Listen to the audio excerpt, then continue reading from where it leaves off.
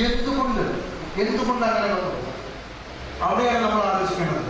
നിങ്ങളെല്ലാവരും ഈ ഇന്ത്യ മഹാരാജ്യത്തിൽ എത്രമാത്രം ഭാഗ്യം ചെയ്തവരാണെന്ന് എൻ്റെ പ്രിയ കുഞ്ഞാഞ്ചന്മാരും ആലോചിക്കാനാണ്. ഇന്ത്യ മഹാരാജ്യത്തിൽ 3 നേരം പോയിട്ട് 1 നേരം ഭക്ഷണം കഴിക്കാൻ കഴിയുന്നത് ഈ 100 കോടി ജനങ്ങളിൽ വളരെ തുച്ഛം ആളുകൾക്ക് മാത്രമാണ്. അതുകൊണ്ട് തന്നെ നിങ്ങളുടെ എല്ലാ കാര്യങ്ങളും ഉഷാറായിട്ട് നടക്കുന്നതെന്നൊന്നും ഞാൻ പറയുന്നില്ല.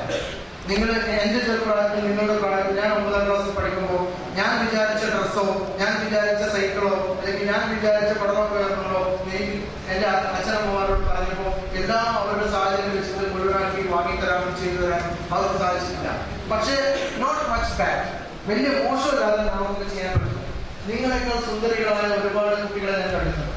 നിങ്ങളെക്കാൾ സുന്ദരന്മാരായിട്ടുള്ള ഒരുപാട് ആൺകുട്ടികളെ ഞാൻ കണ്ടിട്ടുണ്ട്. പക്ഷേ സ്കൂൾ കോമ്പൗണ്ടിലൊന്നുമല്ല, ഈ കുന്നമ്പുറാങ്ങാടിയിലൂടെയും വേങ്ങരങ്ങാടിയിലൂടെയും കോട്ടക്കൽ തെരുവുകളിലൂടെയൊക്കെ പോകുമ്പോൾ റോഡിന് അരികിലൂടെ നടക്കില്ല, അരികിൽ നിന്ന് ഇത്തിരി കൂടി കയറിയിട്ട് ഫുട്പാത്തിലൂടെ നടക്കുമ്പോൾ പല ഹോട്ടലുകളിലും പ്ലേറ്റ് പോകുന്നതായിട്ട്, പല കുൾബാറുകളിലെയും ഗ്ലാസ് പോകുന്നതായിട്ട്, പല STD ബൂത്തുകളിലെയും കണ്ട പൂവാലന്മാരുടെ ചീത്തവിളികൾ കേട്ടുകൊണ്ട് പല സുന്ദരികളായ കുട്ടികളെ ഞാൻ കണ്ടിട്ടുണ്ട്.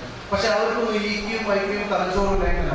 നിങ്ങളുടെ സ്കൂളിലെ മൊയ്തീൻകുട്ടി മാസ്റ്റർ അതിലൊരു കുട്ടിയെ പിടിച്ചു കൊണ്ടുപോയിട്ട്, അതിലേക്ക് റോഷമ്മ ടീച്ചർ അതിലൊരു കുട്ടിയെ പിടിച്ചു കൊണ്ടുപോയിട്ട്, ഈ കുട്ടി പഠിക്കാൻ കഴിവുള്ള കുട്ടിയാണ്, ഈ കുട്ടിക്ക് ഒരു ചാൻസ് കൊടുക്കണമെന്ന് നിങ്ങളുടെ ഹെഡ് മാസ്റ്ററോട് പറഞ്ഞുകൊണ്ട് ആ കുട്ടിക്ക് നിങ്ങളുടെ സ്കൂളിൽ പഠിക്കാൻ ഒരു ചാൻസ് കൊടുത്തിട്ടുണ്ടെങ്കിൽ ഒരു പക്ഷേ ഈ നാടിന് തന്നെ അഭിമാനകരമായ രീതിയിൽ ഒരു വിജയം നേടി നല്ല രീതിയിൽ വിജയിക്കാൻ കഴിയുന്ന കുട്ടികളെ ഒരുപാട് ഞാൻ സമൂഹത്തിൽ പുറത്തു കണ്ടിട്ടുണ്ട്.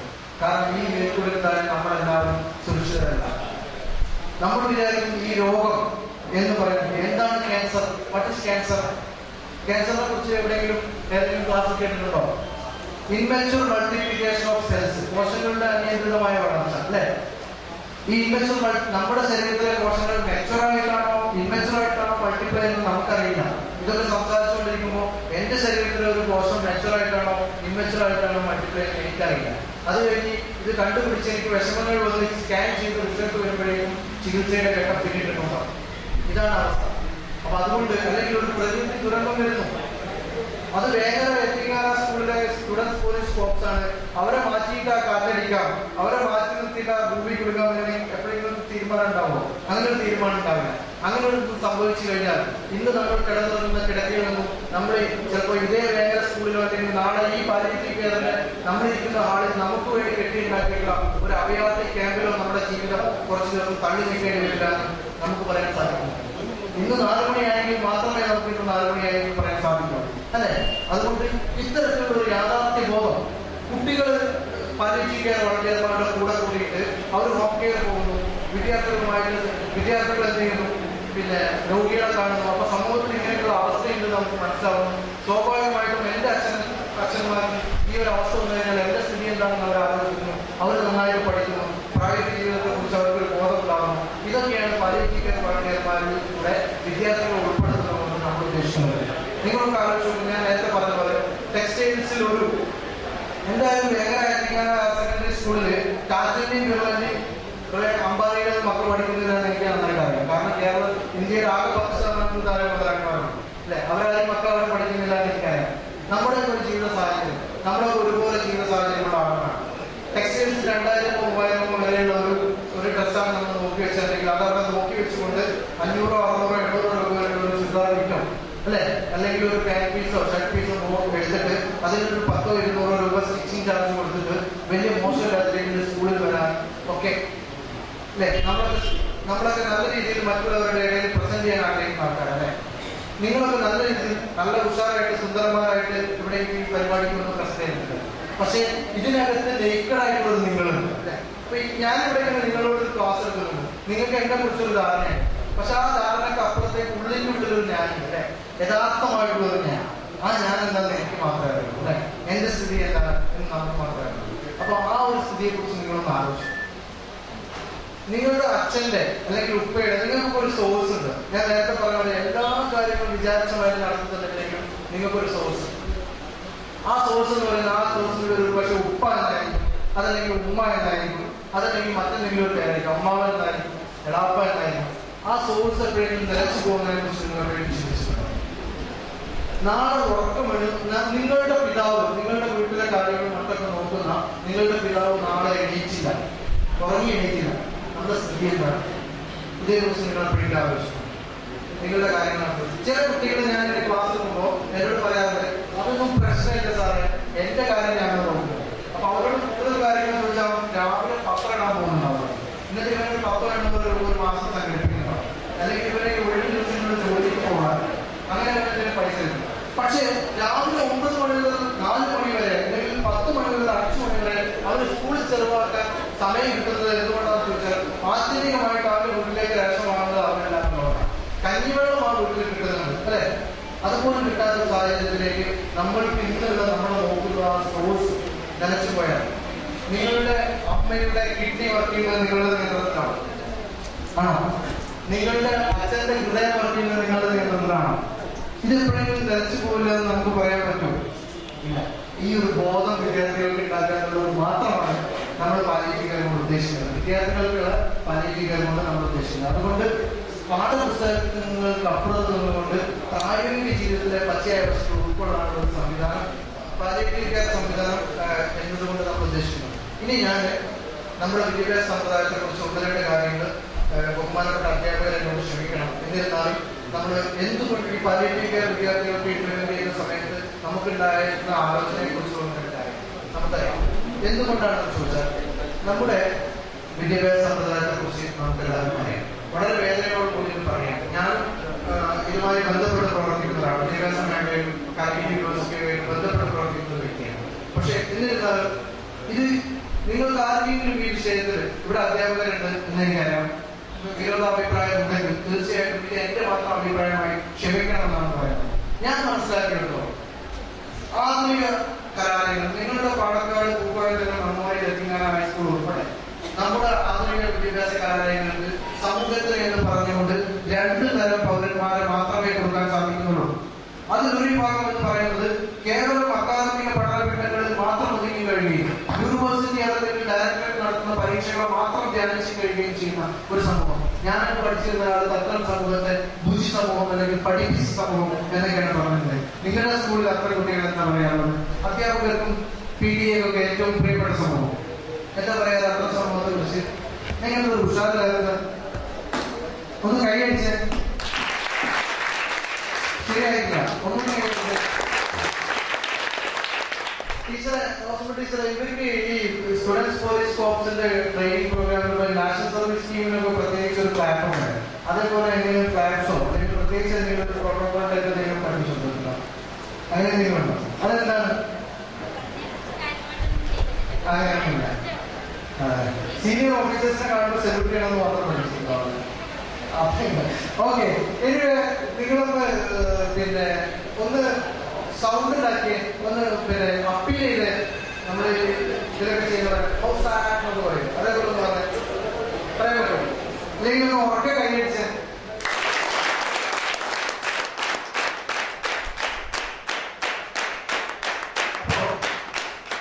Very good. 12-15 നമ്മുടെ മിനിസ്റ്റർ എടുക്കും. എത്തിക്കഴിഞ്ഞിട്ട് നമ്മൾ ഫംഗ്ഷൻ ചെയ്യുമ്പോൾ വളരെ ജനകീയമായിട്ടുള്ള പദ്ധതിയുടെ മായി ബന്ധപ്പെട്ടുള്ള കാര്യങ്ങളാണ് ഇവിടെ നടക്കുന്നത്. ആ സമയത്ത് ഇതിനേക്കാൾ ഉഷാറായിട്ടുള്ള കഴിവ് ഞാൻ കേൾക്കണം. ഓക്കെ.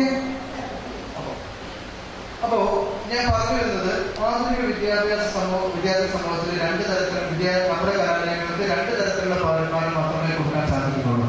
അതിലൊരു വിഭാഗം എന്ന് പറയുന്നത് കേവലം അക്കാദമിക പഠന ഘട്ടങ്ങളിൽ മാത്രം ഒതുക്കി കഴിയുകയും യൂണിവേഴ്സിറ്റി പരീക്ഷകൾ അല്ലെങ്കിൽ ഡയറക്ടറേറ്റ് നടത്തുന്ന പരീക്ഷകൾ മാത്രം ധ്യാനിച്ചു കഴിയുകയും ചെയ്യുന്ന ഒരുതരം പഠിപ്പിച്ച സമൂഹം. ഇതൊരു സംഭവം. മറുഭാഗത്ത് പാഠമോ പാഠ്യേതര പ്രവർത്തനമോ ഒരു വിദ്യാർത്ഥി എന്നുള്ള നിലയിൽ ഒരു വിദ്യാർത്ഥിയുടെ ആത്യന്തികമായ കടപ്പാട് എന്ന് പറയുന്നത് അത് പഠിപ്പിക്കുന്ന കലാലയത്തോടാണെങ്കിലും പഠിപ്പിക്കുന്ന രക്ഷിതാക്കളോടാണെങ്കിലും അധ്യാപകരോടാണെങ്കിലും തങ്ങൾക്ക് വേണ്ടി നികുതിപ്പണം ചെലവാക്കുന്ന സമൂഹത്തോടാണെങ്കിലും ഒരു വിദ്യാർത്ഥിയുടെ ആത്യന്തികമായ കടപ്പാട് എന്ന് പറയുന്നത് പഠിക്കുക എന്ന് തന്നെയാണ്. പക്ഷേ പഠനമോ പാഠ്യേതര പ്രവർത്തനമോ ഒന്നും തന്നെ തന്റെ ജീവിതത്തിൽപ്പെട്ടതെന്നും അടുത്ത 10ാം ക്ലാസ് കഴിഞ്ഞാൽ ഞാൻ ഈ സ്കൂളിൽ നിന്ന് പുറത്താകണമെന്ന് ആലോചിക്കാതെ ഈ ക്ലാസ്സിൽ നിന്ന് 9ാം ക്ലാസ് കഴിഞ്ഞു കഴിഞ്ഞാൽ ഞാൻ അടുത്ത വർഷം മാർച്ച് ആകുമ്പോഴേക്കും അല്ലെങ്കിൽ അടുത്ത ജൂൺ വരുമ്പോൾ ഞാൻ ഈ ക്ലാസ്സിൽ നിന്ന് പുറത്താകണമെന്ന് ആലോചിക്കാതെ ക്യാമ്പസിന്റെ വിശാലതയിൽ അഹോരാത്രം വികരിച്ച് നടക്കുന്ന ഒരു സമൂഹം. ഇത് മറുഭാഗം. അതായത് ഞാൻ പഠിച്ച ക്യാമ്പസ് അത്തരം സമൂഹത്തെ അടിപൊളി സമൂഹം, കുഞ്ഞാത്ത സമൂഹം, പ്രീതി സമൂഹം എന്നൊക്കെ പറയാറുണ്ട്. നിങ്ങളുടെ ക്ലാസ് അത്ര കുട്ടികളെ എന്താണ് പറയാനുള്ളത്? നിങ്ങൾ സ്കൂളിൽ എന്താ പറയാറുള്ളത്? കേൾക്കുന്നില്ല?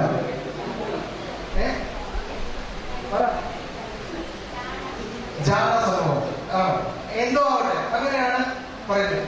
തത്വത്തിൽ ഈ ഞാൻ നിങ്ങൾ പറഞ്ഞ ഈ ജാട സമൂഹവും മറുഭാഗത്തുള്ള ഈ പഠിപ്പിച്ച സമൂഹവും നാളെ സമൂഹത്തിലേക്ക് എത്തിച്ചേരുമ്പോൾ തങ്ങൾ പഠിച്ച സിദ്ധാന്തങ്ങളും തങ്ങൾ പഠിച്ച സമവാക്യങ്ങളൊന്നും പ്രായോഗിക ജീവിതത്തിൽ ഒരു സ്ഥലത്ത് ഉപകാരപ്പെടുന്നില്ല എന്ന് തിരിച്ചറിയുകയും ഇതുപോലുള്ള രോഗവും മറ്റു പ്രശ്നങ്ങളും തങ്ങൾക്ക് സ്വന്തമായി വരുമ്പോൾ ഒന്നും ചെയ്യാൻ കഴിയാതെ ആത്മഹത്യയിലേക്കോ മയക്കുമരുന്നിലേക്കോ അടിമപ്പെട്ടു പോകുന്ന ഒരു സമൂഹമായിട്ട് നമ്മുടെ വിദ്യാർത്ഥി സമൂഹം മാറിയിട്ടുണ്ട്.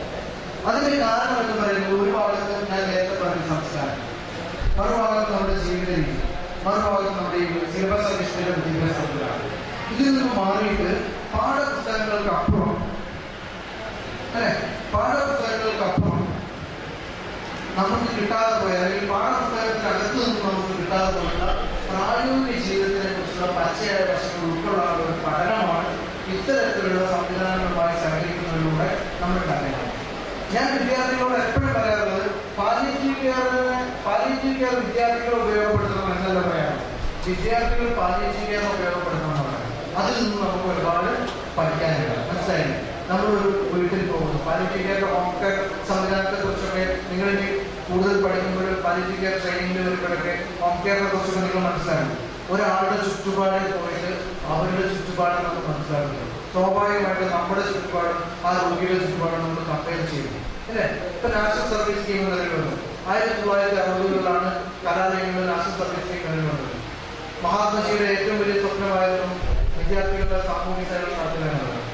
ഇന്ത്യ രാജ്യം സ്വതന്ത്രമായപ്പോൾ ആദ്യത്തെ പാർലമെന്റ് റിപ്പബ്ലിക് ആയതിനു ശേഷം ആദ്യത്തെ പാർലമെന്റ് കൂടിയപ്പോൾ പാർലമെന്റിൽ ഉയർന്നത് ഏറ്റവും വലിയ ഒരു ശബ്ദം എന്താണെന്ന് വെച്ചാൽ വിദ്യാർത്ഥികൾക്കിടയിൽ സാമൂഹ്യ പ്രവർത്തനം നിർബന്ധമാക്കുന്നതാണ്. അപ്പൊ അതിനെ കുറിച്ച് പഠിക്കാൻ വേണ്ടിയിട്ട് പാർലമെന്റ് ഒരു കമ്മീഷൻ വെക്കുകയും ആ കമ്മീഷൻ കമ്പൽസറി സോഷ്യൽ സർവീസ് വേണ്ട, നമുക്കൊരു കാര്യം ചെയ്യാം, ഒരു നാഷണൽ സർവീസ് സ്കീം വരാൻ. അങ്ങനെയാണ് 1960-കളിൽ നാഷണൽ സർവീസ് സ്കീം, ഇന്ന് കോളേജിൽ NSS എന്ന് പറയാറുണ്ട്, ക്യാമ്പ് നടത്താറുണ്ട്. ഈ NSS ക്യാമ്പുകളും നാഷണൽ സർവീസ് സ്കീമുകളും കൊണ്ടുവന്നത് അന്ന് ഏതോ ഒരു നല്ല അധ്യാപകൻ, അന്ന് നമ്മുടെ രാജ്യം സ്വാതന്ത്ര്യം കിട്ടിയിട്ടുള്ളൂ, ഏതോ ഒരു നല്ല അധ്യാപകൻ അന്ന് നമ്മുടെ രാജ്യത്ത് ഒരുപാട് നമ്മുടെ ചുറ്റുവട്ടം വളരെ വൃത്തികേടായി കിടക്കുന്ന ഒരു സാഹചര്യമായിരുന്നു. അന്ന് നമ്മുടെ നാട്ടിൽ ഒരുപാട് റോഡുകൾ ആവശ്യമായിരുന്നു. അതുകൊണ്ട് വളരെ ദീർഘദൃഷ്ടിയുള്ള ഒരു അധ്യാപകൻ ആ 1960-കളിൽ എന്ത് ചിന്തിച്ചു എന്ന് ചോദിച്ചാൽ നമ്മുടെ നാട്ടിൽ ഒരുപാട് റോഡുകളുണ്ട്, അതുകൊണ്ട് കുട്ടികളുടെ അന്ന് 20 ദിവസമൊക്കെ NSS ക്യാമ്പ് എന്ന് പറയുന്നത്. ഈ NSS ക്യാമ്പുകൾ കുട്ടികളുടെ ക്യാമ്പുകൾ ഒരുപാട് സ്ഥലത്തേക്ക് റോഡ് ഉണ്ടാക്കാൻ, നാട്ടിൽ ഒരുപാട് റോഡുകൾ ഉണ്ടാക്കാൻ തീരുമാനിച്ചു. ആ 1960-കളിൽ നിന്ന് 2013 എത്തി. 2013 ഞാനൊക്കെ പലപ്പോഴും NSS ക്യാമ്പിന്റെ ഇൻസ്പെക്ഷനുമായി ബന്ധപ്പെട്ടുകൊണ്ട് പല യൂണിവേഴ്സിറ്റികളിലും കോളേജുകളിലൊക്കെ പോകുമ്പോൾ ആ കോളേജിൽ അല്ലെങ്കിൽ ആ സ്കൂളിലെ ഏറ്റവും മോശം റൂമായിരിക്കും NSSന്റെ ഓഫീസ്. NSSന്റെ ഓഫീസിൽ എന്താണെന്ന് മനസ്സിലാക്കണമെങ്കിൽ ആ റൂമിൽ പോയാൽ അത് തുറന്നു കഴിഞ്ഞാൽ അതിനുള്ള കുറെ റബ്ബർ കൊട്ട, കൈക്കോട്ട്, വികാസം ഉണ്ടാവും. This is what national service scheme nowadays. അന്ന് ഏതോ ഒരു അധ്യാപകൻ, നല്ലൊരു അധ്യാപകൻ, അന്ന് നമ്മുടെ നാട്ടിൽ റോഡുകൾ ആവശ്യമുണ്ടായിരുന്നു, അദ്ദേഹം റോഡുകൾ ഉണ്ടാക്കുന്നതിനെ കുറിച്ച് ക്യാമ്പുകൾ നടത്തി. പിന്നെ ബാക്കിയുള്ള എല്ലാ അധ്യാപകരും ഓരോ ഡിസംബർ ആകുമ്പോഴും പഞ്ചായത്ത് മെമ്പർമാരെ വിളിക്കും, പഞ്ചായത്തിലേക്ക് വിളിക്കും, നിങ്ങളുടെ പഞ്ചായത്തിൽ ഏത് വാർഡിലാണ് റോഡ് ഉണ്ടാക്കാനുള്ളത്, ഞങ്ങൾക്ക് ഈ കൊണ്ടൊരു NSS ക്യാമ്പ് നടത്തുന്നതായിരുന്നു. പിന്നെ റോഡ് റോഡാണ്. ഇത് മാത്രമല്ല, സാമൂഹ്യ സേവനം എന്ന് പറയുന്നത് റോഡ് ഉണ്ടാക്കട്ടെ എന്നല്ല പറയുന്നത്. പാലിയേറ്റീവ് കെയർ പോലുള്ള പ്രവർത്തനങ്ങൾ, ഒരുപാട് പ്രവർത്തനങ്ങൾ, ഫാക്ട് ഡിഫറൻ്റ് ആയിട്ടുള്ള ഒരുപാട് പ്രവർത്തനങ്ങളുണ്ട്. അതുപോലുള്ള ഒരുപാട് പ്രവർത്തനങ്ങൾ നമുക്ക് നടത്തേണ്ടതുണ്ട്. റോഡ് തോട് മാത്രമല്ല, ഈ സമൂഹം എന്ന് പറയുന്നത്, അല്ലെങ്കിൽ നമുക്ക് സമൂഹത്തോടുള്ള കടപ്പാട് എന്ന് പറയുന്നത് ആഗസ്റ്റ് 15-ന് പതാക ഉയർത്തലും ജനുവരി 26-ന് ചുറ്റുവട്ടം വൃത്തിയാക്കലും മാത്രമല്ല, മറിച്ച് കൊല്ലത്തിൽ ഒരു പ്രാവശ്യം റോഡ് വെട്ടലും മാത്രമല്ല, മറിച്ച് ഞാൻ നേരത്തെ പറഞ്ഞ ഒരു കാര്യമുണ്ട്. ഒരിക്കൽ മഹാത്മജി ഒരു വഴിയിലൂടെ നടന്നു പോകുമ്പോൾ ഒരു വിദ്യാർത്ഥി ചോദിച്ചു, അല്ല ബാബു, നിങ്ങൾ എന്താണ് കുപ്പായം നടത്തുന്നത്? ഞാൻ ചെറുപ്പത്തിൽ ചെറിയ കുട്ടിയായിട്ട് എനിക്ക് തോന്നിയിട്ട് നമ്മുടെ രാഷ്ട്രപിതാവെന്നൊക്കെ പറയുമ്പോൾ ഇയാൾക്കൊരു ശാസ്ത്രത്തിന്റെ സുന്ദരനായി നടന്നത്, നമ്മളെ പോലത്തെ സുന്ദരന്മാരും സുന്ദരിമാരും ആളുകൾ ജീവിക്കുന്ന ഒരു രാജ്യത്തെ രാഷ്ട്രപിതാവിലേക്കാണ്. അതുകൊണ്ട് ഇദ്ദേഹത്തിന് ഈ സ്റ്റൈലും ഫോട്ടോ, കോടതിയിൽ ചെന്നാലും അവിടെ ഒരു ഫോട്ടോ ഉണ്ടാവും, പോലീസ് സ്റ്റേഷനിൽ ചെന്നാലും അവിടെ ഫോട്ടോ ഉണ്ടാവും, ഹെഡ് മാസ്റ്റർ കാണുന്നത് ഹെഡ് മാസ്റ്റർ റൂമിലുണ്ടാവും, ഗാന്ധിജിയുടെ ഒരു ഫോട്ടോ. അപ്പൊ ഈ ഗാന്ധിജിക്കുന്ന ഒരു കുപ്പായം ഇട്ടാൽ സ്വാഭാവികമായിട്ടും ഒരു 3-ാം വയസ്സ് മുതൽ 4-ാം വയസ്സ് മുതലൊക്കെ LKG പ്രായത്തിൽ തൊട്ട് എനിക്കും തോന്നിയിട്ടുണ്ട്. സ്വാഭാവികമായിട്ടും ഒരു കുട്ടി ഗാന്ധിജിയുടെ വഴിയിലൂടെ നടന്നു പോകുമ്പോൾ ഒരു കുട്ടി ഗാന്ധിജിയോട് ഓടിച്ചെന്ന് ചോദിച്ചു, അല്ല ബാപ്പു, നിങ്ങളെന്താ കുപ്പായം ഉണ്ടാക്കുന്നത് ചോദിച്ചു. ആ കുട്ടിയെ മാറോടെ പിടിച്ചുകൊണ്ട് നമ്മുടെ രാഷ്ട്രപിതാവ് മോഹൻദാസ് കരംചന്ദ് ഗാന്ധി പറഞ്ഞു, മോനെ, എനിക്ക് കുപ്പായം ഇല്ലാഞ്ഞിട്ടാണ് ഞാൻ കുപ്പായം ഉണ്ടാക്കി. അന്ന് ഇന്ത്യയിലെ ജനസംഖ്യ എന്ന് പറയുന്നത് 60 കോടിയായിരുന്നു. ഈ കുട്ടി ഉടൻ തന്നെ ഗാന്ധിജിയോട് പറഞ്ഞു, ഞാൻ എൻ്റെ അച്ഛനോട് പറഞ്ഞുകൊണ്ട്, ഞാൻ എൻ്റെ ഉപ്പയോട് പറഞ്ഞുകൊണ്ട് നിങ്ങൾക്ക് ഒരു കുപ്പായം നിർമ്മിച്ചു തരാം എന്ന് പറഞ്ഞു. ഈ കുട്ടിയെ വീണ്ടും 1 കോടി മാറോടാണ് ശ്രദ്ധിച്ചുകൊണ്ട് ഗാന്ധിജി പറഞ്ഞു, മോനെ 60 കോടി ഇന്ത്യക്കാർക്ക് 60 കോടി ഭാരതീയർക്ക് കുപ്പായം ഉണ്ടാക്കി കൊടുക്കാൻ നിനക്ക് സാധിക്കുമോ? എങ്കിൽ നീ എനിക്കും ഒരു കുപ്പായം ഉണ്ടാക്കി തരിക. ആ 60 കോടി ഇന്ന് ഇന്ത്യ പറയുന്നത് ഞങ്ങളാണ്. അത് കഴിഞ്ഞ് നമ്മുടെ രാജ്യം സ്വതന്ത്രമായി, അല്ലെ? ബ്രിട്ടീഷുകാരുണ്ടാക്കിയ പാലത്തോടൊക്കെ ഇപ്പോഴും അതുപോലെ നിലനിൽക്കുന്നുണ്ട്. നമ്മൾ കുറെ പാലങ്ങളും റെയിലുകളൊക്കെ ഉണ്ടാക്കി, അത് പിന്നെയും പൊഴിയുമ്പോൾ അത് നമ്മൾ പിന്നെയും ഉണ്ടാക്കും. അങ്ങനെ ചാലിയാറുകളുടെയും ഭാരതപ്പുഴകളുടെയൊക്കെ ഒരുപാട് ജനതയും കപ്പലുകൾ ഒഴിഞ്ഞ് ഇന്നിപ്പോ നമ്മൾ 2013 എത്തി നിൽക്കുന്നു, അല്ലെ? വികസനം എന്ന് പറയുന്നത് ലോകത്തെ ഇന്ത്യ രാജ്യത്തിന്റെ ഏറ്റവും വലിയ വികസനം എന്ന് പറയുന്നത് ചൈന പറയുന്നത് ഞങ്ങളാണ് മുന്നിൽ, ഇന്ത്യ പറയുന്നത് ഞങ്ങളാണ് മുന്നിൽ. അത് ഏത് വികസനം നിങ്ങൾക്ക് എല്ലാവരും പറയാം. അതേതാ വികസനം? ജനസംഖ്യാ വർദ്ധനമാണ്, അല്ലെ? ലോകത്തെ ഇന്ത്യയുടെ മുന്നിലുള്ള ഏറ്റവും ഒരു രാജ്യത്തെ ഏറ്റവും വലിയ സമ്പത്ത് എന്ന് പറയുന്നത് ആ രാജ്യത്തെ ആരോഗ്യമുള്ള, ആ രാജ്യത്തെ റിസോഴ്സ്, ഹ്യൂമൻ റിസോഴ്സ് ആണ്, അല്ലെ? മനുഷ്യ വിഭവമാണ് ഏറ്റവും വലിയ രാജ്യത്തെ വിഭവം എന്ന് പറയുന്നത്. ആ മനുഷ്യ വിഭവം കൊണ്ട് സമ്പുഷ്ടമായിട്ടുള്ള ഈ ജനസംഖ്യാ വർദ്ധന ഞാൻ ഇവിടെ ചിരിക്കാൻ വേണ്ടി പറഞ്ഞതല്ല, അതിന്റെ കാര്യം ഞാൻ പറയാം. മനുഷ്യ വിഭവം എന്ന് പറയുന്നതാണ് ഒരു രാജ്യത്തെ ഏറ്റവും വലിയ വിഭവം എന്ന് പറയുന്നത്. ആ വിഭവ സമൃദ്ധമായ ഒരു രാജ്യത്താണ് നമ്മൾ നിൽക്കുന്നത്. ലോകത്തിൽ ചൈനയാണ് മുന്നിൽ, ഇന്ത്യയാണ് മുന്നിൽ എന്ന് പറഞ്ഞുകൊണ്ട് നമ്മൾ കണക്കുകൾ നിരത്തുന്നു. ഈ 100 കോടി കവിഞ്ഞിരിക്കുന്ന 100 crore സ്ട്രോങ് ഇന്ത്യൻ പോപ്പുലേഷനിൽ കേവലം 2.5% താഴെ ആളുകൾക്ക് മാത്രമാണ് SSLC കഴിഞ്ഞിട്ട് ഉയർന്നു പഠിക്കാൻ കഴിയുന്നത്, ഹൈസ്കൂൾ ക്ലാസ്സുകൾ എത്തിച്ചേരുന്നത്. ഈ 100 കോടി സ്ട്രോങ് ഇന്ത്യൻ പോപ്പുലേഷനിൽ കേവലം 2.5% താഴെ ആളുകൾക്ക് മാത്രമാണ് 10ാം ക്ലാസ് കഴിഞ്ഞിട്ട് ഉന്നത വിദ്യാഭ്യാസം നേടാൻ കഴിയുന്നത്. അപ്പൊ നിങ്ങളൊന്ന് ആലോചിച്ചു, ഈ ഇന്ത്യ മഹാരാജ്യത്ത് 100 കോടിയിലധികം ജീവിക്കുന്ന ഇന്ത്യ മഹാരാജ്യത്ത് വിദ്യാഭ്യാസം ലഭിച്ച ആളുകളുടെ കൂട്ടത്തിൽ, മെട്രിക്കുലേഷൻ വരെ പഠിക്കാൻ സാധിച്ചിട്ടുള്ള ആളുകളുടെ കൂട്ടത്തിൽ ഒരു രജിസ്റ്റർ ഇവിടെ നമ്മുടെ അധ്യാപകർ വെക്കുന്നു, അല്ലെങ്കിൽ ഈ പാലിയേറ്റീവ് കമ്മിറ്റി വെക്കുന്നു. ആ രജിസ്റ്ററിൽ എന്റെയും നിങ്ങളുടെയും പേരുണ്ടെങ്കിൽ ഞാനും നിങ്ങളും ഈ രാജ്യത്തിൽ എത്രമാത്രം ഭാഗ്യവാന്മാരാണ്. അങ്ങനെ ഒരു ഭാഗ്യം സിദ്ധിച്ച നമുക്ക് സമൂഹത്തോടൊരു കടപ്പാടില്ലേ? ആ കടപ്പാട് എന്ന് പറയുന്നത് ആഗസ്റ്റ് 15 പതാക ഉയർത്തലും ജനുവരി 26 പെർമിറ്റ് സസ്പെൻഡ് ചെയ്യലും കൊല്ലത്തിലേക്ക് ഏതെങ്കിലും റോഡിന്റെ കാട് വെട്ടലും മാത്രമാണോ?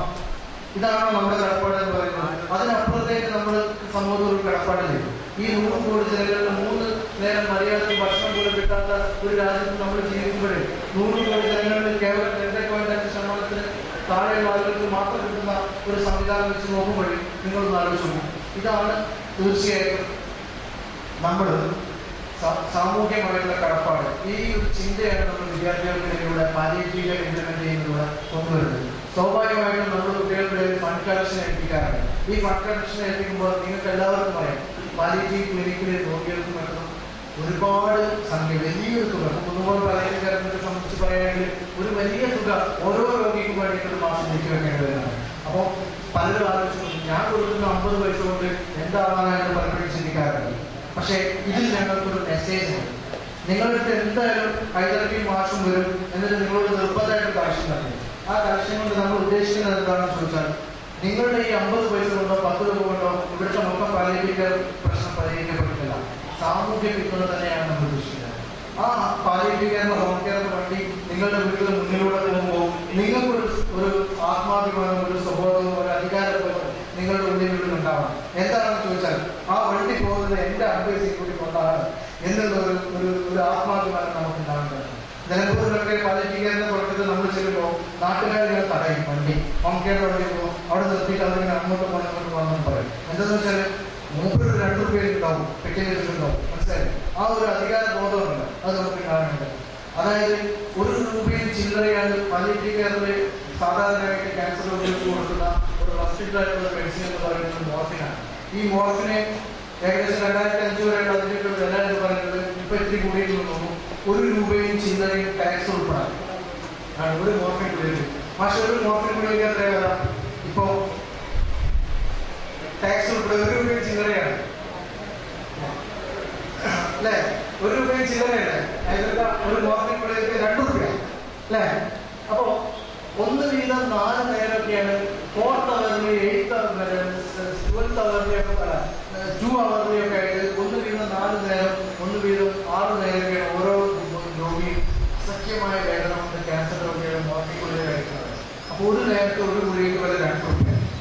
2 രൂപ. അപ്പൊ നിങ്ങളൊന്ന് ആലോചിച്ചു, ഈ 2 രൂപയ്ക്ക് ഈ 2 രൂപ ഇത് നമ്മുടെ 50 പൈസ വേങ്ങര പാലക്കാട് ഭൂപേന്ദ്ര എത്തിക്കാൻ സ്കൂളിലെ വിദ്യാർത്ഥികൾ ഈ 2 രൂപ 50 പൈസ നിങ്ങളുടെ കോൺട്രിബ്യൂഷനായിട്ട് നമ്മൾ കൊടുക്കുന്നു. ഈ കോൺട്രിബ്യൂഷൻ എന്ന് പറയുമ്പോൾ ഒരു രോഗിയുടെ ഒരു നേരത്തെ അല്ലെങ്കിൽ ഒരു രോഗിയുടെ 4 നേരത്തെ വേദനയിൽ നിന്നും ഒരു നേരത്തെ അരവേദന മാത്രം 2 വീടുകൾ. അപ്പൊ ഈ വീടിന്റെ ഭാഗത്ത് തുറന്ന അപ്പുറത്ത് വീടാണ്. അതിനൊരു വീട്ടില് ഒരു അമ്മയും ഒരു മകനും താമസിച്ചു. ഓക്കെ, കഥ കേൾക്കാൻ ഇഷ്ടമില്ലേ? ഇഷ്ടമാണോ? ആണോ? അല്ലേ? കേൾക്കുന്നില്ല. അപ്പോ ഒരു വീട്ടിൽ ഒരു അമ്മയും മകനും താമസിച്ചു. ഈ മകന് ഒരു പ്രത്യേകത എന്താണെന്ന് ചോദിച്ചാല് 3 വയസ്സ് എന്തോ ഒരു ഭ്രാന്ത് എന്ന് പറയുന്നത്. അതെന്ത് ഭ്രാന്ത? മൂച്ചിഭ്രാന്ത്. അതെ, മൂച്ചിഭ്രാന്ത്. 4 വയസ്സിൽ വേറെ എന്തോ ഭ്രാന്ത് എന്ന് പറയുന്നത്. അതെന്ത് ഭ്രാന്ത? നട്ടഭ്രാന്ത്. നട്ടഭ്രാന്ത്. അപ്പൊ 3 വയസ്സിൽ മൂച്ചിഭ്രാന്തും 4 വയസ്സിൽ നട്ടഭ്രാന്ത്. ഈ പയ്യന് 3.5 വയസ്സാണ്. മൂച്ചിഭ്രാന്ത് മാറിയിട്ടില്ല, നട്ടഭ്രാന്ത് തുടങ്ങുകയും ചെയ്തിട്ടുണ്ട്. മനസ്സിലായില്ലേ? അപ്പോ ഇത് ഭയങ്കര വികൃതിയാണ്. അപ്പൊ സ്വാഭാവികമായിട്ടും തൊട്ടപ്പുറത്ത് വീട്ടിൽ താമസിച്ചത് മെയ്ഡ് ഫോർ ഈച്ച് നമ്മൾ പറയുന്നത്. അതുപോലെ ഒരു യുവ കപ്പിൾസ്, അതായത് ഒരു പുതിയതായിട്ട് കല്യാണം കഴിഞ്ഞ ഒരു ഭാര്യയും ഭർത്താവുമാണ് അപ്പുറത്ത് വീട്ടിൽ താമസിക്കുന്നത്. വളരെ സുന്ദരിയായ ഒരു ഭാര്യയും അയാളുടെ അതിസുന്ദരനായ ഒരു ചെറുപ്പക്കാരനാണ് അവരോട് താമസിക്കുന്നത്. സ്വാഭാവികമായിട്ടും അവരുടെ സ്വകാര്യ നിമിഷങ്ങളും അവരുടെ ഒരു ജീവിതത്തെയും ശല്യം ചെയ്യാതിരിക്കാൻ വേണ്ടിയിട്ട് ഈ അമ്മ മകനെ വളരെയധികം സ്ട്രിക്റ്റ് ചെയ്യുമായിരുന്നു. മോനെ, നീ അങ്ങോട്ട് പോകരുത്, അവരെ ബുദ്ധിമുട്ടാക്കരുത്, നീ വികൃതി കാണിക്കരുത് പറഞ്ഞിട്ട് വളരെയധികം എന്ത് ചെയ്യായിരുന്നു? സ്ട്രിക്റ്റ് ചെയ്യായിരുന്നു, റെസ്ട്രിക്റ്റ് ചെയ്യായിരുന്നു. മനസ്സിലായില്ലേ? ചിലപ്പോൾ വണ്ടി എടുത്തിട്ട് പറയും അങ്ങോട്ട് പോകരുത് എന്നൊക്കെ പറയും. അപ്പൊ അത് കഴിഞ്ഞിട്ട് സാധാരണ നടക്കാറുള്ളത് അത് കഴിഞ്ഞ് 15 മിനിറ്റ് കഴിഞ്ഞാൽ കാണുന്നത് ഇവനവിടെ എത്തിക്കുന്നതാണ്. സ്വാഭാവികമായിട്ടും എന്താ ഉണ്ടാവാറ്? സാധാരണ നമ്മളെടുത്ത് ഈ 3.5 വയസ്സ് 4 വയസ്സ് പ്രായത്തിൽ പോകരുതെന്ന് പറയുന്ന സ്ഥലത്തേക്ക് നമ്മൾ പോയിട്ട് നമ്മൾ തിരിച്ചു വയ്ക്കുമ്പോൾ അമ്മമാരെന്താ ചെയ്യാം? അപ്പുറത്ത് മുറ്റത്ത് പോയിട്ട് ഒരു ചെമ്പരത്തിൽ നിന്ന് ഒരു കൊമ്പ് പിടിച്ചിട്ട് അവിടെ കാത്തു നിൽക്കും, അല്ലെ? ഒരു ചുള്ളി പിടിച്ചിട്ട് അവിടെ കാത്തു നിൽക്കും. കാത്തു നിന്നിട്ട് വരുമ്പോ തന്നെ എന്താ ചോദിക്കും? എവിടെയായിരുന്നോ നീ? എവിടെയായിരുന്നോ നീ ഇത്ര നേരം? അല്ലെ, നിന്നോട് ഞാൻ പറഞ്ഞിട്ടില്ലേ? നല്ല പരിചയല്ലേ? അപ്പൊ നിന്നോട് ഞാൻ പറഞ്ഞിട്ടില്ലേ അങ്ങോട്ട് പോകരുത്. അപ്പൊ സ്വാഭാവികമായിട്ടും ഈ കുട്ടി പറയും ഞാനൊന്നും ചെയ്തില്ലമ്മേ, ഞാനൊന്നും ചെയ്തില്ല. സ്വാഭാവികമായിട്ടും കുട്ടി പറഞ്ഞു ഞാനൊന്നും ചെയ്തില്ല. അതിനൊരു ദിവസം ഞാൻ ചുരുക്കി പറയാം. അങ്ങനെ കുറെ ദിവസം കഴിഞ്ഞതിന് ശേഷം, ഒരുപാട് കാലം കഴിഞ്ഞതിന് ശേഷം ഈ ഭാര്യ ഭർത്താവും ചികിത്സിക്കുന്നില്ലേ, അതിൽ ഭാര്യ മരിച്ചു. സ്വാഭാവികമായിട്ട് ഈ ഭർത്താവും ഭാര്യ വളരെയധികം നല്ല ബന്ധമായിരുന്നു, നല്ല സ്നേഹത്തിലായിരുന്നു. ഭർത്താവിന് ഭയങ്കര സങ്കടം. അപ്പൊ ആ സമയത്ത് ഈ അമ്മ മകനോട് പറഞ്ഞു, മോനെ നീ ഒരിക്കലും അവിടെ പോയിട്ട് വികൃതി കഴിക്കരുത്. നിന്റെ വികൃതിയും തമാശയും എല്ലായ്പ്പോഴും പോലെ ഉൾക്കൊള്ളാൻ പറ്റുന്ന ഒരു സാഹചര്യത്തിൽ എല്ലാം വീട്ടുകാരുള്ളത്. അതൊരു മരണം വീടാണ്. അതുകൊണ്ട് നീ എന്ത് ചെയ്യാൻ പാടില്ല, നീ ദയവ് ചെയ്തിട്ട് മോനെ എന്നും അമ്മ പറയുന്ന പോലെയല്ല, ഇത് അമ്മ സീരിയസ് ആയിട്ട് പറയാണ്. അതുകൊണ്ട് നീ നിന്റെ കുടുംബം എന്ത് ചെയ്ത് ആ വഴിക്ക് പോകരുത്. അവിടെ നിന്റെ വികൃതി ഒന്നും ഉൾക്കൊള്ളാൻ പറ്റുന്ന ഇഷ്ടപ്പെട്ടത് മാനസികാവസ്ഥയല്ല അതേ ഏട്ടൻ അവിടെ ഉള്ളത്. അതുകൊണ്ട് നീ അങ്ങോട്ട് പോകരുത്. ഇല്ലമ്മേ ഞാൻ പോകില്ല എന്ന് പറഞ്ഞു. സാധാരണ 15 മിനിറ്റ് കഴിഞ്ഞാൽ പോകരുത്. ഇപ്രാവശ്യം കുറച്ച് സമയം കൂടി നിൽക്കും. ഇവൻ ഒരു 3/4 മണിക്കൂർ കഴിഞ്ഞാൽ, ഒരു 45 മിനിറ്റ് കഴിഞ്ഞാൽ എന്നെ കാണുന്നില്ല. അത് കഴിഞ്ഞിട്ട് സാധാരണ ഇവിടെ 1/2 മണിക്കൂറൊക്കെ കഴിഞ്ഞാൽ തിരിച്ച് വീട്ടിലേക്ക് വരാറില്ല. ഇവന് 2 മണിക്കൂർ കഴിഞ്ഞിട്ടും കാണുന്നില്ല. സ്വാഭാവികമായിട്ട് ഈ അമ്മ സാധാരണ ചെമ്പരത്തി അടിക്കും, ഈ പ്രാവശ്യം പ്ലാവിന്റെ ഒരു ചുള്ളിയെ ഓടിച്ചു. മനസ്സിലായില്ലേ? അപ്പൊ അങ്ങനെ ഓടിച്ചിട്ട് കാത്തു നിന്നിട്ട് ഇവൻ ഒരു 2.5 മണിക്കൂർ എനിക്ക് ഇങ്ങനെ വരുന്നത്. കുറച്ചുകൂടി ഇത്തിരി കൂടി ദേഷ്യത്തില് എന്ത് ചെയ്യുന്ന വെച്ചാല് പിന്നെ അമ്മ ചോദിച്ചു, എവിടെയാണ് നിന്നോട് ഞാൻ പറഞ്ഞിട്ടില്ല അങ്ങോട്ട് പോകുന്നത്, ഒരുമിച്ചല്ല ചോദിച്ചു. സ്വാഭാവികമായിട്ട് ഈ കുട്ടി പറഞ്ഞു ഞാനൊന്നും ചെയ്തില്ലമ്മേ. പിന്നെ ചോദിച്ചു, നിന്നോട് ഞാൻ പറഞ്ഞിട്ടില്ല അങ്ങോട്ട് പോകുന്നു. എന്ത് പറഞ്ഞാലും മുമ്പ് ഞാനൊന്നും ചെയ്തില്ല. അവസാനം നീ എന്താ പിന്നെ നീ ഇത്ര നേരം അവിടെ എന്തൊക്കെയായിരുന്നു വെച്ചത്? അതിന് ഇപ്പം പറയുന്നത് ഞാനൊന്നും ചെയ്തില്ല. അവസാനം നമുക്ക് ദേഷ്യം പിടിച്ചിട്ട് അടിക്കാൻ ഇങ്ങനെ ഓടിയിട്ട് അടിച്ചില്ല എന്ന് പറയുന്നത് കേൾക്കാം. അത് അന്വേഷിച്ചിട്ടുണ്ടോ നിങ്ങൾ? അമ്മമാരുടെ അന്വേഷിച്ചിട്ടുണ്ടല്ലേ? അപ്പൊ ഈ അടിച്ചില്ല എന്ന് പറയുന്നത് ചെയ്തിട്ട് പിന്നെ അയാളവിടെ എന്ത് കിട്ടായിരുന്നു? നീ ഇതുവരെ ഒന്നും ചെയ്ത പിന്നെ നീ അയാളോടെ എന്ത് കിട്ടായിരുന്നു ചോദിച്ചു. അപ്പൊ അടി ഒട്ടും സ്റ്റേജിലെത്തി പറഞ്ഞു ഞാനൊന്നും ചെയ്തില്ല. പിന്നെ നീ ഒന്നും ചെയ്തില്ല, അയാളോട് എതിർക്കാനും ചോദിച്ചു. പിന്നെയും പറഞ്ഞു പിന്നെ അയാളോട് അയാളുടെ ടേബിളിൽ തല വെച്ചിട്ട്, ഡൈനിങ് ഹാളിലെ ടേബിളിൽ തല വെച്ചിട്ട് കരഞ്ഞോണ്ടിരിക്കുകയായിരുന്നു. അപ്പൊ നമുക്ക് കൂടുതൽ നല്ലതാണ്. നിന്നോട് ഞാൻ പറഞ്ഞില്ല അങ്ങോട്ട് പോയത്, അത് മരിച്ച പോലെ. അത് അയാളെ പിന്നെ നീ അയാൾ കരഞ്ഞിരുന്നോട്ട് നീ എന്തിനാ അയാളെ പോയി ചെല്ലുന്നത്, നീ എന്തിനാ അവിടെ ബുദ്ധിമുട്ടാക്കാൻ പോയെന്ന് വെച്ചിട്ട് അമ്മ വീണ്ടും ഇത്തിരി കൂടി സ്ട്രോങ് ആയി. അപ്പൊ കുട്ടി പറഞ്ഞു അത് ഞാനൊന്നും ചെയ്യുന്നില്ല, പിന്നെ നീ ഇത്ര നേരം അവിടെ എന്തെടുക്കായിരുന്നു. അപ്പൊ കുട്ടി പറഞ്ഞു nothing ma, I am just helping to cry. ഞാൻ അയാളെ കരയാൻ സഹായിക്കുകയായിരുന്നു എന്ന് പറഞ്ഞു. അയാളൊരു വെറുതെ ഒറ്റയ്ക്ക് വിഷമിച്ചിങ്ങനെ ഒറ്റയ്ക്ക് കരയുന്നത് കണ്ടപ്പോ എനിക്ക് ഭയങ്കര വിഷമായി. ഇപ്പൊ ഞാൻ ഒരാളെടുത്തിരുന്നുകൊണ്ട് ഇത്തിരി കരഞ്ഞു, ഇത് കരയാൻ സഹായിച്ചുകൊണ്ട്. ഇതൊരു nothing ma, I am just helping to cry. അപ്പൊ എനിക്ക് എന്റെ പ്രിയപ്പെട്ട കുട്ടിമാരോട് അംഗീകൃതമാരോട് പറയാനുള്ളത്, നമുക്കൊന്നും ചെയ്യാൻ കഴിയില്ല അല്ലെ. നമുക്ക് ഹെർക്കൂലിയൻ അംബിഷൻസ് ഉണ്ടാവും അല്ലെ. പാലിയേറ്റീവ് കെയർ ക്യാമ്പസ് അല്ലെങ്കിൽ സ്റ്റുഡന്റ് ഇനീഷ്യേഷൻ പാലിയേറ്റീവ് കെയർ എന്ന് പറയുന്നത് this is A persistent attempt to provide self-realized and socially committed human beings from the blooming campuses of Kerala. മനസ്സിലായോ? ഒരുപാട്. പക്ഷേ by implementing this we have Herculean ambitions, but we know that we have limits. By standing within our limits we are trying to do the best. നമ്മുടെ പരിമിതികൾ കടത്തുന്നുകൊണ്ട് നമുക്ക് ചെയ്യാൻ പറ്റുന്നത് ചെയ്യാം. അതുകൊണ്ട് നമുക്ക് ഒത്തിരി കാര്യങ്ങളൊന്നും ചെയ്യാൻ പറ്റില്ല. അതുകൊണ്ട് എനിക്ക് നിങ്ങളോട് പറയാനുള്ളത്, ഈ കഥയിൽ പറയുന്നത് ഒരു 3.5 വയസ്സായ വികൃതി പയ്യന് കേവലം വികൃതിയായിരിക്കണം, പക്ഷെ അതിനകത്ത് നമുക്കൊരു പാഠം പറയാം. നമുക്കൊന്നും ചെയ്യാൻ പറ്റില്ലെങ്കിൽ ആ കുട്ടി കരയാൻ സഹായിച്ചു എന്ന് പറയുന്നത് പോലെ മറ്റുള്ളവരുടെ വിഷമങ്ങൾ കാണാനുള്ള ഒരു കണ്ണും അത് കേൾക്കാനുള്ള ഒരു കാതും അതുകൊണ്ടുള്ള ഒരു മനസ്സും, മനസ്സിന്റെ ആർദ്രത ഓണെവിടെയെങ്കിലും ആർദ്രത ഉണ്ടെങ്കിൽ, ഓണെവിടെയെങ്കിലും കാര്യത്തിൽ ഉറവ് പറ്റാതെ എന്നും ഇരിക്കണമെങ്കിൽ മറ്റുള്ളവരുടെ വിഷമങ്ങൾ കാണാനുള്ള ഒരു കണ്ണും അത് കേൾക്കാനുള്ള കാതും അത് ഉൾക്കൊള്ളാനുള്ള മനസ്സും അവരുടെ വിഷമങ്ങൾ അന്വേഷിച്ച് കേൾക്കാനുള്ള ഒരു മനസ്സിലേക്ക് നിങ്ങൾക്ക് ഉണ്ടാകണമെന്ന് ആത്മാർത്ഥമായിട്ട് ആഗ്രഹിച്ചുകൊണ്ട്, അപേക്ഷിച്ചുകൊണ്ട്, പ്രാർത്ഥിച്ചുകൊണ്ട് ഞാൻ വിശദീകരിക്കുന്നു.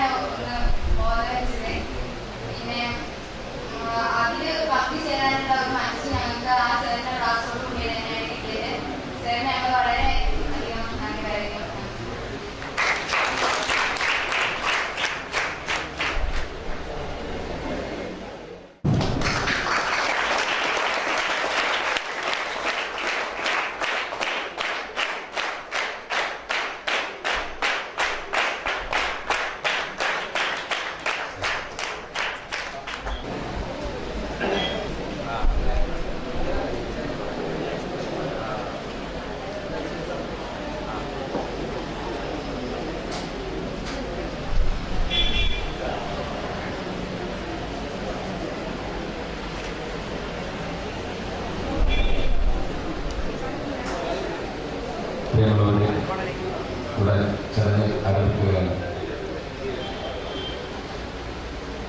കുന്നുംപുറം പാലിയേറ്റീവ് കെയർ ക്ലിനിക്കിന് അതിൻ്റെ പുതിയ സംരംഭത്തിന് കേരള വ്യവസായ വകുപ്പിന് കീഴിലുള്ള മലബാർ സിമൻസ് ലിമിറ്റഡ് നൽകുന്ന ഫണ്ടിൻ്റെ സമർപ്പണ ചടങ്ങിലാണ് നാം സംബന്ധിച്ചുകൊണ്ടിരിക്കുന്നത്.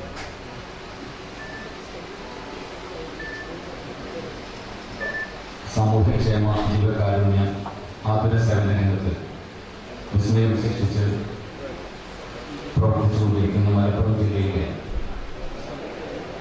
പാലിയേറ്റീവ് കെയർ ക്ലിനിക്കുകളിലൊന്നായി 2004 സാന്ത്വന പരിചരണം നൽകിയിരുന്ന കുന്നുംപുറം പാലിയേറ്റീവ് കെയർ ക്ലിനിക്ക് അതിൻ്റെ പ്രവർത്തന വഴിയിൽ പുതിയ ഒരു അധ്യായത്തിന് തുടക്കം കുറിക്കുകയാണ്. ആർക്കും ഒന്നിനും സമയമില്ലാത്ത ഒരു കാലത്ത്, ഏർപ്പെടില്ലാത്ത ഒരു കാലത്ത് ഒരുപാട് സമയങ്ങൾ ബാക്കിയുള്ള ഒട്ടേറെ ജനങ്ങൾ മാറാരോഗങ്ങളാൽ പ്രയാസം അനുഭവിക്കുന്ന ഒട്ടേറെ പേർ നമുക്കിടയിലുണ്ട് എന്നുള്ള തിരിച്ചറിവിൽ നിന്നാണ് യഥാർത്ഥത്തിൽ പാലിയേറ്റീവ് കെയർ എല്ലാ പ്രശ്നങ്ങളും പരിഹരിച്ചു കൊടുക്കാൻ സാധിക്കാതെ വരുമ്പോൾ കുടുംബത്തിൻ്റെ ഒരു മാറാരോഗിയുടെ വീട്ടിൽ അമൽചർ നൈസ് എന്ന് വിളിക്കാവുന്ന തരത്തിൽ പരിചരണത്തിന് പരിശീലനം ലഭിച്ച ഒരാളെങ്കിലും ഒരു വീട്ടിൽ, ഒരു കുടുംബത്തിൽ ഉണ്ടാവുക എന്ന ലക്ഷ്യത്തോടു കൂടി കുന്നുംപുറം പാലിയേറ്റീവ് കെയർ ക്ലിനിക് ആവിഷ്കരിച്ച ഒരു പുതിയ പദ്ധതിയാണ് community and family training programme. ഇതിലേക്ക് ഉള്ള ഒരു സംരംഭത്തിലേക്കുള്ള ഫണ്ടാണ് ബഹുമാനപ്പെട്ട കേരള വ്യവസായ വകുപ്പ് മന്ത്രിയും പ്രിയപ്പെട്ട നമ്മുടെ MLA-യുമായ PK കുഞ്ഞാലിക്കുട്ടി സാഹിബിന്റെ നിർദ്ദേശപ്രകാരം Malabar cements limited social security സ്കീമിൽ ഉൾപ്പെടുത്തിക്കൊണ്ട് നമുക്ക് നൽകിയിട്ടുണ്ട്. ഈ ഫണ്ട് ലഭ്യമാകുന്നതോടുകൂടി പാലിയേറ്റീവിന്റെ പ്രവർത്തന ഘട്ടത്തിലെ വലിയ ഒരു അധ്യായം നമ്മുടെ പുതുപ്പറ പാലിയേറ്റീവ് കെയർ ക്ലിനിക്കിലും തുടക്കം കുറിക്കുവാൻ നമുക്ക് സാധിക്കുകയാണ്. അതോടൊപ്പം പാലിയേറ്റീവ് കെയർ കുന്നുപുറത്ത് ഇപ്പോൾ തന്നെ പ്രവർത്തിച്ചു വരുന്ന മറ്റൊരു പ്രവർത്തന മേഖലയാണ് ജീവിതത്തിൽ നിന്ന് ഒറ്റപ്പെട്ടു പോയ മാനസിക രോഗം മൂലമോ സ്വാഭാവികമായ ബുദ്ധി വളർച്ച കുറവ് നിമിത്തമോ ഒക്കെ സമൂഹത്തിൽ നിന്ന് ഒറ്റപ്പെട്ട് സമൂഹവും കുടുംബവും തങ്ങളുടേതെന്ന് പറയാൻ മടിക്കുന്ന ഒട്ടേറെ ആളുകൾ അവരെ ആഴ്ചയിൽ ഒരു ദിവസം പാലിയേറ്റീവ് കെയർ ക്ലിനിക്കിൽ വന്ന് അവരുടെ സ്വന്തം കാര്യങ്ങൾ ചെയ്യാനെങ്കിലും അവരെ പ്രാപ്തമാക്കുന്ന ഒരു പരിശീലനവും ഡേ കെയർ പരിപാടിയും കുന്നുപുറ പാലിയേറ്റീവ് കെയറിന്റെ ഒരു സ്വപ്ന പദ്ധതി കൂടിയാണ്. ഞങ്ങൾ ഉറപ്പുണ്ട് ഞങ്ങളുടെ ഓരോ പ്രവർത്തനങ്ങളിലും കഴിഞ്ഞ 2.5 വർഷമായി ഒരു ജനപ്രതിനിധി എന്ന നിലയിൽ പാലിയേറ്റീവ് കെയറിന്റെ വേങ്ങരയുടെ കുതിപ്പിലും വിധപ്പിലും നമ്മോടൊപ്പം നിൽക്കുന്ന ജനപ്രതിനിധി പ്രിയപ്പെട്ട MLA-യുടെ സഹകരണത്തോടുകൂടി സാമൂഹ്യക്ഷേമ വകുപ്പിന്റെയോ മറ്റോ പിന്തുണയോടുകൂടി ഈ പദ്ധതിയും ജനകീയ പങ്കാളിത്തത്തോടുകൂടി യാഥാർത്ഥ്യമാക്കി നാമൊക്കെ ഭയപ്പാടോടുകൂടി കാണുന്ന ഒരർത്ഥത്തിൽ പ്രയാസപ്പെടുന്ന ആളുകൾ വൃദ്ധ സദനങ്ങളിലേക്ക് അവരെ തള്ളിവിടുന്നതിന് പകരം അവർ ജീവിച്ചു വളർന്ന സാഹചര്യങ്ങളിൽ തന്നെ അവരെ ജീവിച്ച് മരിക്കാൻ പ്രാപ്തമാക്കുന്ന തരത്തിലുള്ള പകൽ വീട് മാതൃകയിലുള്ള ഒരു പദ്ധതി കൂടി കുന്നുപുറ പാലിയേറ്റീവ് കെയർ സ്വപ്നം കാണുന്നുണ്ട്. ഇതിലേക്കും എല്ലാവിധ പിന്തുണയും നിങ്ങളുടെ ജനപ്രതിനിധികളുടെ ഭാഗത്തുനിന്ന് വിശിഷ്ട MLA-യും കേരളത്തിന്റെ വ്യവസായ വകുപ്പ് മന്ത്രിയുമായ കുഞ്ഞാലിക്കുട്ടി സാഹിബിന്റെ പക്കൽ നിന്ന് ഉണ്ടാകുമെന്ന പ്രതീക്ഷ ഒരു പാലിയേറ്റീവ് വളണ്ടിയറുടെയും സ്വപ്നമാണ്. അത് യാഥാർത്ഥ്യമാകും എന്ന് നാം പ്രതീക്ഷിക്കുകയാണ്. അതോടൊപ്പം ഈ പരിപാടി ഇന്ന് ഇവിടെ എത്തിച്ചേർന്ന എല്ലാ വിശിഷ്ട വ്യക്തികൾക്കും അതേപോലെ ഇതിന്റെ സഹകാരികളായി ഈ പാലിയേറ്റീവ് ക്ലിനിക്കിന്റെ പാലിയേറ്റീവ് ഭവന്റെ നിർമ്മാണത്തിൽ ഉൾപ്പെടെ എല്ലാ പരിപാടികളിലും സഹകാരികളായി കൂടെയുള്ള എല്ലാവരെയും ചടങ്ങിൽ എത്തിച്ചേർന്ന നിങ്ങളെല്ലാവരെയും സ്വാഗതം പറയുക എന്ന കർത്തവ്യമാണ് ഞാൻ നിർവഹിക്കുന്നത്. പ്രത്യേകിച്ച് ഇതിന്റെ പ്രവർത്തനങ്ങളിൽ ക്ലിനിക്കൽ പാലിയേറ്റീവ് ഭവന്റെ പ്രവർത്തനങ്ങളിൽ പങ്കുവഹിച്ച വിവിധ പ്രവാസി കമ്മിറ്റികൾ, ജിദ്ദ സപ്പോർട്ടിംഗ് കമ്മിറ്റികൾ ഉൾപ്പെടെ അതേപോലെ തന്നെ ഒരു വേദിയിലും ഞങ്ങളുടെ പേര് പരാമർശിക്കരുതെന്ന കണ്ടീഷൻ മാത്രം വെച്ചുകൊണ്ട് പാലിയേറ്റീവ് കെയറിന്റെ വാഹനങ്ങളും ആംബുലൻസും മറ്റ് ജീപ്പ് ഉൾപ്പെടെയുള്ള വാഹന സൗകര്യങ്ങളും ഈ പാലിയേറ്റീവിന്റെ